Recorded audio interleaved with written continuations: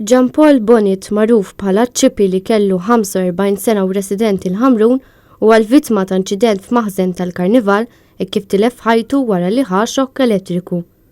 Bonett kien qed jagħmel xi xogħol fil-maħżen tal-karrijiet ta' Buffalo & Co Carnival Company fi triq ix-xatt il-Mollijiet. Jidher li hu kien qed jaħdem fuq xogħol tal-Karnival tas-sajf li se jsir fit-tmiem il-ġimgħa. L-attivitajiet kollha relatati ma' dan il-Karnival issa ġew posposti għal dat oħra li trid tiġi stabbilita. L-ewwel indikazzjonijiet huma li malli ħax-xokk huwa waqa' minn fuq il-karru bil-konsegwenza li sofra aktar ġrieħi. Sabiex jassistu lill-vittma fuq il-post issejħu ħaddiema tal-Protezzjoni Ċivili u tim mediku mill-isptar Mater Dei iżda l-kundizzjoni tiegħu mal-ewwel kienet serja. Ftit tal-ħin wara u minkejja t-tentattivi li saru fuq ir-raġel huwa ġie ċertifikat mejjed fuq il-post.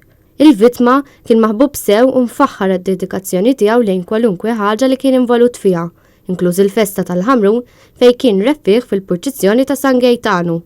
Bonett kien ukoll uffiċjal tas-sigurtà taċ-ċentru tad-detenzjoni tal-Marsa.